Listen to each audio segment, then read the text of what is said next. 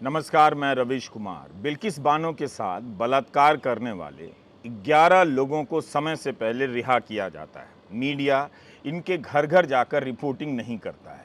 अतीक अहमद और अशरफ अहमद की हत्या के बाद गली गली जाकर हत्यारों के बारे में नहीं, इन्हीं के बारे में, इनकी आपराधिक पृष्ठभूमि के बारे में इतनी रिपोर्टिंग करता है, इतनी कहानियां बनाता है कि अखबारों के पन्नों को भर देता है। ये मीडिया खबर ला रहा है या कहानी बना रहा है, इसे समझना आसान नहीं है। लेकिन ध्यान से देखेंगे तो आप भी घर बैठकर कहानियां बनाना सीख जाएंगे। अखबारों की रिपोर्ट से लगता है कि इस हत्याकांड के लिए किसी योग्य गैंग की तलाश की जा रही है, जिसके किरदारों से अतीक की दुश्मनी की कहानी सेट की जा सके और फिर आपसी रंजिश बताकर कहानी समेट दी जाए। इन रिपोर्ट को पढ़ते हुए यही लगा कि अतीक के सामने किसी गैंग को खड़ा करने के लिए रिपोर्टर इस गर्मी में बहुत मेहनत कर रहे हैं। बस जो अतीक के पीछे पुलिस खड़ी थी हत्या के वक्त, उसकी भूमिका या लापरवाही के बारे में कोई जानकारी अभी तक एक्सक्लूसिव रिपोर्ट के रूप में सामने नहीं आई है। इन रिपोर्ट को पढ़कर लगता है कि या तो पुलिस की तरफ देखना भी नहीं है भूल से, या फिर उस तरफ कोई भी ना देख ले, इसलिए तरह तरह के गैंग सामने लाए जा रहे हैं। मेरा विश्लेषण जो खबरें छपी हैं उसी के आधार पर है, और आप देखिए कि छाप कर आपको किस तरह से छापा जा रहा है। अलग अलग अखबारों की रिपोर्ट में इस हत्याकांड को कई तरह के गैंग और गिरोहों से जोड़ा जा चुका है। हैरी चट्टा गैंग, सुंदर Bhati gang, Lawrence Bishnoi gang, इस तरह के गैंग से जोड़कर खूब कहानियां बनाई गई हैं। दैनिक जागरण की इस खबर से पता चलता है कि यूपी सरकार ने माफियाओं की कोई सूची बनाई है।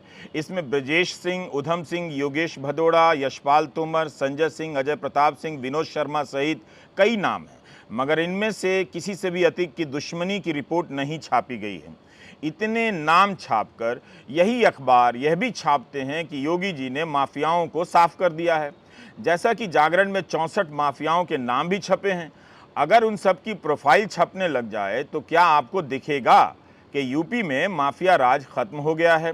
हम तो इन अखबारों की खबरों की पुष्टि नहीं कर सकते, लेकिन जो छपा है उसी को देखकर हंस तो सकते हैं। क्या ये संयोग है कि यूपी के भीतर के तमाम माफियाओं से अतीक की दुश्मनी की कोई खबर नहीं है? गैंगवार है तो वो भी उन गैंग के साथ जो यूपी से बाहर के हैं, पंजाब या दिल्ली के। हम ये सब अखबारों में पढ़ी खबरों के आधार पर कह रहे हैं। अतीक को गोली मारने वाला सनी सिंह को पश्चिम यूपी के सुंदर भाटी से जोड़ा जा रहा है, लेकिन यूपी के भीतर वर्चस्व की कोई लड़ाई है, ऐसी खबरें बहुत साफ और विस्तार से छापी नहीं जा रही। हंसी आती है कि ये अखबार करना क्या चाहते हैं। अगर गैंग वॉर की तस्वीर ही पेश करनी है तो यूपी के गैंग या माफियाओं को सामने नहीं ला रहे हैं। शायद कहानी में भी यूपी की कानून व्यवस्था की छवि का ध्यान रखा जा रहा है। क्या इन्हें ये लगता है कि राज्य के भीतर गैंग वॉर की कहानी गढ़ देंगे तो किसी की छवि खराब भी हो सकती है? कितना कुछ ध्यान में रखा जाता है। शायद इसलिए कुछ अखबारों में देखा कि अतीक के गैंग के भीतर गैंग वॉर की कहानी गढ़ी गई है। उसके पूर्व करीबी जैद और गुड्डू मुस्लिम की कहानी खड़ी कर दी गई है कि दोनों अतीक के साम्राज्य पर कब्जा करना चाहते थे। अरे भाई रिपोर्टर, जब आप ये कहते हैं कि अतीक का साम्राज्य खत्म हो गया है, फिर अतीक का गुर्गा कौन से बचे हुए साम्राज्य पर कब्जा करना चाहता है? एक तीसरा एंगल किसी इंटरनेशनल माफिया का भी है। दैनिक भास्कर की रिपोर्ट की यह लाइन बेहद शानदार है। अखबार लिखता है कि कोई इंटरनेशनल माफिया है, लेकिन उसका नाम अभी सामने नहीं आया है। ये शक इसलिए है क्योंकि तीनों हमलावरों की अभी तक अतीक से कोई सीधी अदावत सामने नहीं आई है। मतलब अगर किसी की अतीक से सीधे दुश्मनी की कहानी नहीं मिलती है, मगर जो सीधा दुश्मन है उसकी नहीं छापते हैं, तो इंटरनेशनल माफिया को कहानी में ले आओ। एसटीएफ के एडीजी अमिताभ यश ने कहा है कि उमेश पाल की हत्या में शामिल गुड्डू मुस्लिम की गिरफ्तारी जरूरी है। यह पटना में पूर्व विधायक राजन तिवारी से मिलने जेल गया था, किसी हत्या की सुपारी लेने गया था। दैनिक भास्कर की इस थ्योरी पर गौर कर लीजिए। जब आप इतनी थ्योरी पर गौर कर ही रहे हैं, इसमें लिखा है, अखबार लिखता है, संभावना पुलिस पर प्रेशर बनाने के लिए किसी साथी ने ही शूटर्स के जरिए अतीक की हत्या करवा दी हो, जिससे पुलिस प्रेशर में आ जाए। गजब है, पुलिस पर प्रेशर बनाने के लिए पुलिस की अभिरक्षा में ही 3 हत्यारे आते हैं और अतीक और अशरफ को गोली मार देते हैं। क्या इन कहानियों में आगे चलकर लवलेश तिवारी, सनी सिंह और अरुण मौर्य को अतीक के ही गैंग का सदस्य बता दिया जाएगा? ऐसा हो सकता है। यूपी पुलिस कहती है कि आप अफवाहों पर ध्यान मत दीजिए, मगर खबरों में जो छप रहा है, चैनलों पर जो दिखाया जा रहा है, उसमें कितनी बातें अफवाहें हैं और कितनी बातें खबरें हैं, इस पर तो ध्यान दीजिए। एक अखबार लिखता है कि इंटरनेशनल माफिया हो सकता है। इसका एंगल लाने वाले यूपी की छवि इतना ना बिगाड़ दें। अस्पताल में पुलिस के सामने गोली चलती है, उसमें कोई इंटरनेशनल माफिया इन्वॉल्व हो सकता है, शामिल हो सकता है। अगर इस कहानी को लाएंगे तो ग्लोबल लेवल पर यूपी की छवि खराब हो सकती है। एक बार सोच लीजिए। अब आप अलग अलग जगहों पर छपी इस खबर को देखिए। अतीक की हत्या के अगले दिन मुख्यमंत्री योगी आदित्यनाथ ने अपना कार्यक्रम रद्द कर दिया। मुझे तो यह देखकर काफ़ी हैरानी हुई। माफिया मारा गया है और कार्यक्रम मुख्यमंत्री का रद्द हो रहा है। जिस देश के प्रधानमंत्री बालाकोट में एयर स्ट्राइक के बाद मेट्रो में सफ़र करते हों, बताने के लिए कि आतंकी हमले का मामला हो या पाकिस्तान पर एयर स्ट्राइक का, हम बाहर निकलते हैं और इसे रूटीन की तरह लेते हैं। किसी को सवाल करना चाहिए था कि मुख्यमंत्री ने अपने कार्यक्रम क्यों रद्द किए। यह तो पुलिस व्यवस्था पर ही सवाल खड़े करता है। जबकि मुख्यमंत्री योगी आदित्यनाथ ने कहा है कि अब कोई माफिया किसी को डरा धमका नहीं सकता, तब फिर मुख्यमंत्री को अपना कार्यक्रम जारी रखना चाहिए था। मुख्यमंत्री योगी आदित्यनाथ ने कहा है कि यूपी में अब कर्फ्यू नहीं होता, लेकिन इंटरनेट तो बंद होता है। यह भी नया कर्फ्यू है। प्रयागराज में 2 दिनों से ज़्यादा इंटरनेट क्यों बंद रहा था? इसकी खबरें तो छपी हैं। कर्फ्यू का जो मकसद होता है, वही मकसद इंटरनेट के बंद से ही पूरा होता है। क्या नहीं होता ऐसा? इंटरनेट बंद करना, पूरे प्रदेश में धारा 144 लगा देना, एक तरह से कर्फ्यू ही है। 2 माफियाओं की हत्या हो और पूरे प्रदेश में धारा 144 लागू कर दी जाए, यह भी विचित्र सी बात है। लेकिन किसी ने सवाल क्यों नहीं किया? किससे खतरा है? क्या खतरा हो सकता है? पूरे प्रदेश में धारा 144 लगाई जाती है। दिन भर जब आप रटते हैं कि यूपी में कानून का राज है, तब फिर यह सवाल क्यों नहीं पूछ लेते हैं कि पुलिस की सुरक्षा और अभिरक्षा में उमेश पाल और अतीक और अशरफ अहमद की हत्या कैसे हो गई? जो मीडिया जम्मू कश्मीर के पूर्व राज्यपाल सतपाल मलिक के बयान को छापने की हिम्मत नहीं दिखाता है, वो अतीक अहमद के कवरेज के बहाने माफिया का सफाया करने लग गया है। वो भी इस तरह से कई रिपोर्ट से गुजरकर हंसी आ रही है कि इन सब से पन्ना क्यों भरा जा रहा है। क्या इसलिए कि पाठक खाली जगह देखकर यह ना सोचने लग जाए कि यहाँ पर इस जगह पर तो सत्यपाल मलिक वाली खबर छप सकती थी। दैनिक भास्कर की रिपोर्ट का एक हिस्सा पढ़ना चाहता हूँ। ध्यान से सुनेंगे तो बहुत कुछ गौर करने लायक मिलेगा। लगेगा कि ये होती है कहानी को भटकाने के लिए कहानी। तो इस तरह से अखबार में लिखा जा रहा है, अतीक के हवेली नुमा पुश्तैनी मकान पहुंचे, जो अब खंडहर में तब्दील हो चुका है। अहाते और सड़क पर पुलिस तैनात है। अंदर बाड़े में बंद अतीक के पाले 2 कुत्ते हैं। दोनों भूखे हैं, किसी की आहट पाते ही भौंकने लगते हैं। एक बाड़े के अंदर 3 कुत्ते बंद हैं। पुलिस वाले ही बताते हैं कि ये अतीक के कुत्ते हैं, ऑस्ट्रेलियन ब्रीड हैं। 2 कुत्तों की कुछ दिन पहले भूख से मौत हो गई थी। अब यही बचे हैं। इनकी देखभाल की जिम्मेदारी हीरा को दी गई है। हीरा बगल में ही झाड़ू लगा रहे होते हैं। हीरा अतीक के नौकर थे, कुत्तों की देखभाल वही करते थे। अब नगर निगम ने उन्हें सैलरी पर रखा है। हीरा कहते हैं कि 3 महीने से सैलरी नहीं मिली है, इंतजार है। क्यों भाई नगर निगम जी, 3 महीने से हीरा को सैलरी क्यों नहीं मिली है और कुत्ते भूखे क्यों हैं? तो 5 कुत्ते थे, 3 मर गए, 2 बचे हैं और दोनों भूखे हैं। और इनकी देखभाल के लिए लगाए गए हीरा को 3 महीने से सैलरी नहीं मिली है। मैं इन कहानियों के सच या झूठ होने का दावा नहीं कर रहा हूँ, लेकिन क्या आपको भी यह समझ आ रहा है कि ऐसी कहानियाँ तभी बनाई जाती हैं या लाई जाती हैं जब कुछ छुपाना होता है? पुलवामा में आतंकी हमला सरकार की गलती से हुआ, इस बात को लेकर कितने रिपोर्टर 39 शहीद जवानों के घर गए पूछने के लिए कि आपकी क्या राय है, क्या इस पर प्रधानमंत्री को बोलना चाहिए था? कोई गया? अतीक अहमद की हत्या से संबंधित एक बंद लिफाफे का बड़ा हल्ला मचा कि उसमें किसी का नाम लिखा है जो चीफ जस्टिस को भेजा जाना है। अब तो वकील विजय मिश्रा ने कहा है, और जैसा कि छपा है, कि वो लेटर किसके पास है, क्या लिखा है, इसकी जानकारी उन्हें नहीं है। मेरे पास नहीं है और ना ही मैंने किसी को भेजा है। ये विजय मिश्रा का बयान छपा है। मैं नहीं जानता इसमें क्या लिखा है, ये भी छपा है। लगता है लिफाफे वाली खबर भी अब सीन से गायब होने वाली है।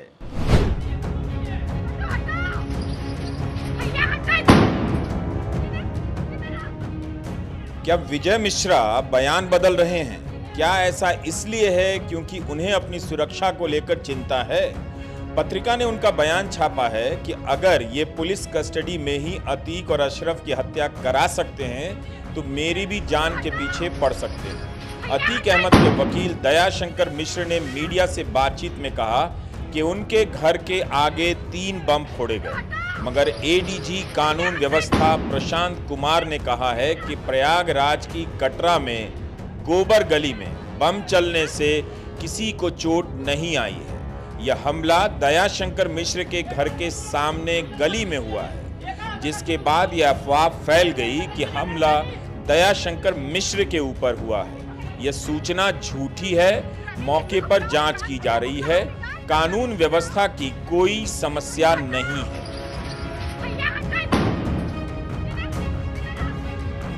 मैं गलत किसी के बारे में नहीं, मगर मुझे ऐसी आशंका है कि पुरजोर पैरवी न कर सकूं, इसके लिए आतंकित करने के लिए, डराने के लिए ये ड्रामा किया। हो सकता है कि कानून व्यवस्था की समस्या ना हो, लेकिन खबरों को पढ़कर तो यही लगा कि बम की भी कोई समस्या नहीं है। जब प्रयागराज में जबरदस्त सुरक्षा है और उसके बीच से आपसी रंजिश टाइप मामले में 3-3 बम फोड़े जा रहे हों, जैसा कि अखबार लिखता है, इससे लगता है कि वाकई कानून व्यवस्था कोई समस्या नहीं है किसी के लिए। बम फोड़ना कानून व्यवस्था की समस्या नहीं है ना कमाल? कहानियों से कहानियां मैनेज नहीं होती हैं। मुझे लगता है कि गोदी मीडिया को अतीक और अशरफ अहमद की घटना का कवरेज बंद कर देना चाहिए। दर्शकों और पाठकों से कह देना चाहिए कि क्या ये हमारा ही काम है कि आपका ध्यान भटकाते रहें? क्या आप खुद से अपना ध्यान नहीं भटका सकते हैं?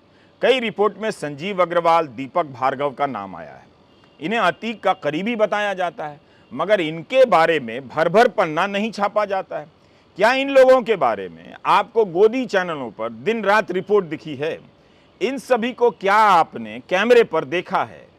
जब संजीव अग्रवाल बिल्डर है तो उसके बनाए मॉल से लेकर मकान तक का वीडियो चल रहा होता, उसके राजनीतिक संबंधों पर बात हो रही होती, उसका फोटो छपता, लेकिन ऐसा कुछ नहीं। नाम मात्र का छपा है या छपा ही नहीं। जो भी जानकारी है ईडी की पूछताछ के हवाले से छापी गई है। पिछले हफ्ते भास्कर में छपा था कि संजीव अग्रवाल के बंगले को सीआरपीएफ ने अपने कब्जे में ले लिया है। साथ ही ये भी बताया कि लेखपाल सीताराम शुक्ला के घर पर भी ईडी का छापा पड़ा है। इन घरों पर बुलडोजर कब चलने वाला है, चला या नहीं, इसका कोई लाइव कवरेज नहीं है। यहाँ पर शेल कंपनियों के जरिए लेन देन की जांच की खबर है, मगर अदानी समूह पर ऐसे ही आरोप लगे। कितनी रिपोर्ट आई, ईडी की जांच की कोई खबर सार्वजनिक रूप से नहीं आई।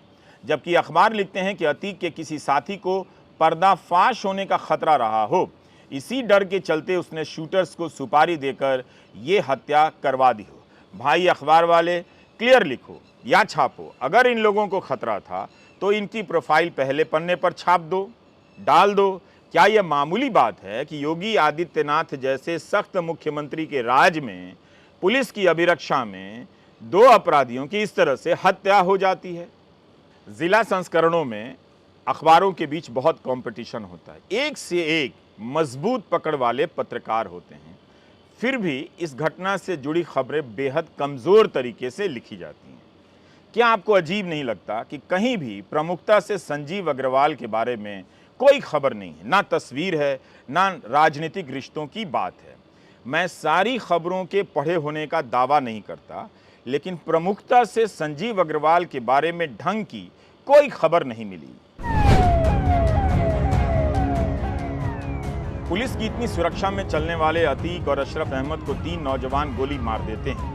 उमेश पाल को भी 2 गनर मिला हुआ था, साथ में पुलिस चल रही थी, फिर भी अतीक के लोग उसे मार देते हैं। पुलिस जवाबी हमले नहीं करती। बीजेपी के विधायक शलभ मणि त्रिपाठी ने पुलिस का बचाव करते हुए एएनआई को बयान दिया है कि विपक्ष ने यह सवाल उठाया है कि पुलिस ने गोली नहीं चलाई, तो आप सोचिए ना कि वहां पर मीडिया के लोग थे, लाइव कैमरा पर यह पूरा इंसिडेंट हुआ है। ऐसे में पुलिस अगर गोली चलाती तो वहां पर कुछ मीडिया के साथियों के जख्मी होने का डर था, कुछ निर्दोष जो लोग थे उनके जख्मी होने का डर था।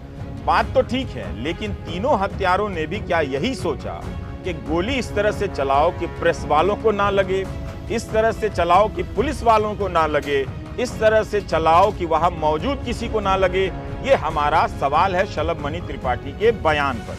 शलभ मणि त्रिपाठी आगे कहते हैं कि कैमरे के सामने जो हमलावर है वो सरेंडर सरेंडर बार बार चिल्ला रहा था। मानवाधिकार आयोग ये कहता है कि कोई व्यक्ति अगर सरेंडर कर रहा है और मीडिया के कैमरा के सामने सरेंडर कर रहा है तो आप उस पर गोली कैसे चला सकते हैं? इस जवाब को आप फिर से सुनिएगा, इस वीडियो को दोबारा सुनिएगा, फिर पूछिएगा कि उमेश पाल की हत्या क्यों हुई, वहां पुलिस क्या कर रही थी, उसके दो गनर क्यों हत्यारों पर वार नहीं कर सके।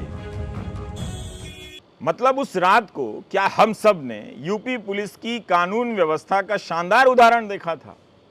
मानवाधिकार आयोग को बीच में लाया गया है। क्या मानवाधिकार आयोग को एनकाउंटर के मामलों में भी लाया जाएगा, जो कहता है कि एनकाउंटर कई मामलों में गलत होते हैं? तब तो मानवाधिकार आयोग को दुश्मन बताया जाता है। अब यहां मानवाधिकार आयोग का सहारा लिया जाता है।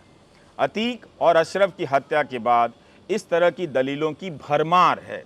दर्जनों टीवी चैनल लगाकर अतीक के अपराधों की ऐसी चर्चा कराई जा रही है कि टीवी के दर्शक भूल जाएं कि पुलिस की अभिरक्षा में किसी की भी हत्या कानून व्यवस्था की नाकामी होती है। इस पर सवाल उठाने के बजाय मीडिया ने बहुत मेहनत की है, मिट्टी डालने में अनगिनत एंगल ठेल दिए हैं ताकि जवाबदेही के सवाल हवा मिठाई हो जाएं।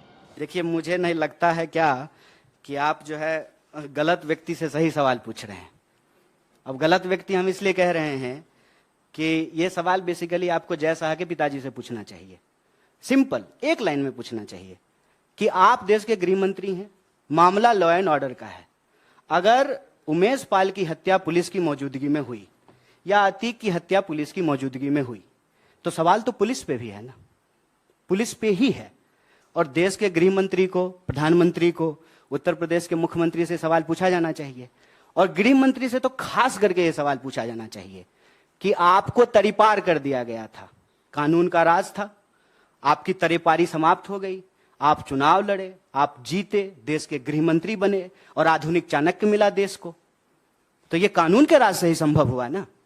मुझे लगता है कि सही व्यक्ति से सही सवाल जब मौका मिले, जब प्रेस कॉन्फ्रेंस हो जाए। भांति भांति के तर्क गढ़े जा रहे हैं कि पुलिस पर सवाल उठाना मुनासिब नहीं होगा, नहीं उठाते। अगर अतीक की अभिरक्षा में लगी पुलिस ने बहुत अच्छा काम किया है तो सबको प्रमोशन दे दीजिए। कभी पाप पुण्य तो कभी स्थिति परिस्थिति लाकर पुलिस का बचाव किया जा रहा है। यही नहीं, एक और कहानी बनाई जा रही है कि यूपीए के समय अतीक अहमद ने वोट देकर मनमोहन सिंह सरकार की रक्षा की थी। इस किताब को हमने नहीं पढ़ा तो हम इसके भीतर क्या है इस पर टिप्पणी नहीं करेंगे, लेकिन गोदी मीडिया का एक एंकर इस किताब के हवाले से ज्ञान देने लगा कि अतीक अहमद ने मनमोहन सिंह सरकार को वोट दिया था। हैरानी की बात यह है कि यह खबर अमर उजाला, दैनिक जागरण और जनसत्ता सहित कई अखबारों में छपती है। खबर थी कि न्यूक्लियर डील के समय अतीक अहमद को जेल से लाया गया और उसने वोट देकर मनमोहन सिंह की सरकार बचाई। ट्विटर पर पत्रकार आरिश छाबड़ा ने इस बात को लेकर एक कड़ी बनाई है जिसे थ्रेड कहते हैं, और बताया कि यह जानकारी राजेश सिंह की किताब Bahubalis of Indian politics from bullet to ballot से ली गई है, जो गलत है। सच्चाई यह है कि अतीक अहमद ने यूपीए के खिलाफ वोट किया था, यानी जिस तरफ बीजेपी खड़ी थी उस तरफ अतीक अहमद था। इस गलत खबर की शुरुआत होती है पीटीआई से, जिसने रविवार को यह खबर जारी की, जिसके बाद Jagran, Amar Ujala, Jansatta, Economic Times, Firstpost, English Jagran, NDTV, India Today, Aaj Tak, ABP Live, Asianet News, TV nine Hindi, TV nine Marathi, of India, कई जगहों पर छपती है ये खबर। फिर सोमवार को पीटीआई ने इसे ठीक किया। कुछ अखबारों ने बाद में छापा कि गलती हो गई। नवभारत टाइम्स ने छापा है कि Bahubalis of Indian politics from bullet to ballot नामक पुस्तक में दावा किया गया है कि अतीक ने कर्तव्य परायणता के साथ अपना कीमती वोट डाला था और इसमें कोई शक नहीं कि यह वोट संकटग्रस्त यूपीए सरकार के पक्ष में था।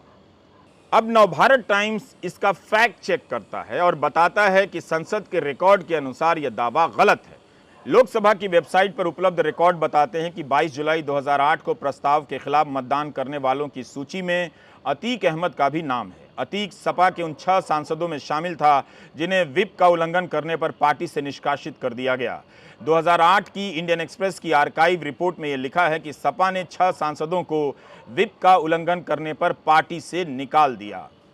कितनी गलत जानकारियां अखबारों में छापी जा रही हैं। इंडियन एक्सप्रेस में अमर सिंह का बयान छपा है उस वक्त का कि मुझे नहीं लगता कि लेफ्ट पार्टियां इस तरह का काम करने में सक्षम हैं। यह काम या तो बसपा का हो सकता है या बीजेपी का या दोनों ने मिलकर किया होगा, मगर इसे बढ़ चढ़कर क्यों बताया गया यह सोचिए कि मनमोहन सिंह की सरकार को बचाने के लिए अतीक ने वोट किया। क्या इसलिए हत्याकांड से ध्यान हटाने के लिए इस तरह से इतनी मेहनत की जा रही है?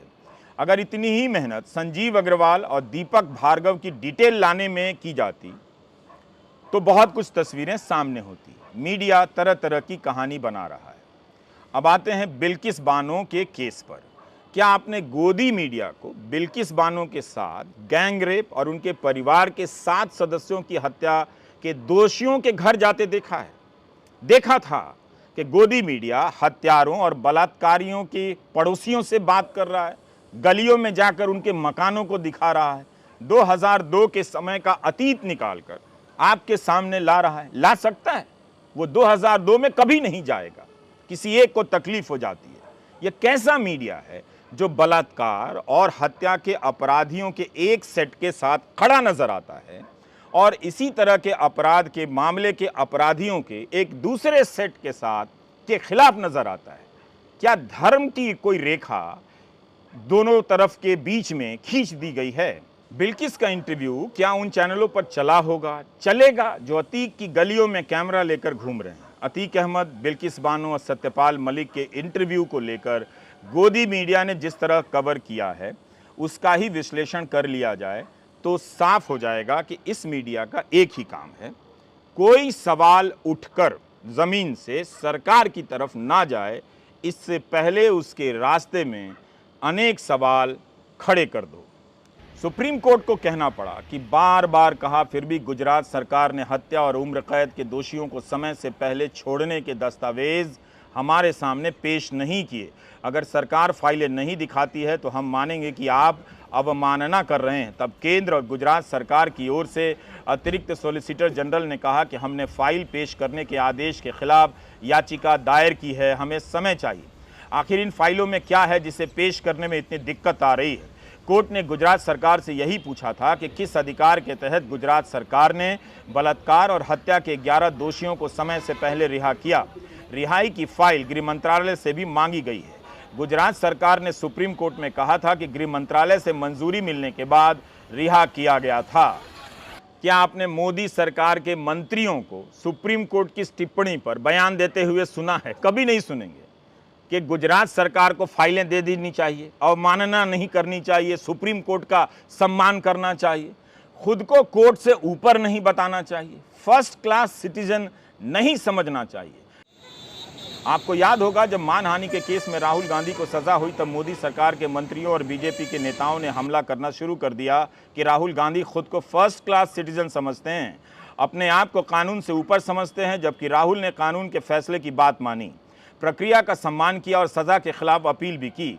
फिर भी यह बयान दोहराया जाता रहता है कि राहुल गांधी खुद को कानून से ऊपर समझते हैं। और इस कड़ी में ज्योतिरादित्य सिंधिया ने कहा कि कांग्रेस पार्टी के लिए कुछ लोग फर्स्ट क्लास सिटीजन हैं और आप और हम सारे के सारे थर्ड क्लास सिटीजन हैं।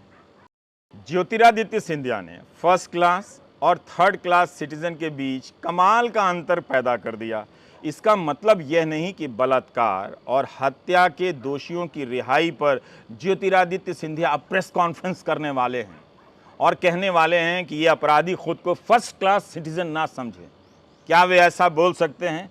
कभी भी नहीं बोल सकते हैं। देश देख रहा है कि फर्स्ट क्लास सिटीजन कौन है, जिनका स्वागत फूल मालाओं से हुआ और जिन्हें मंचों पर बिठाया गया।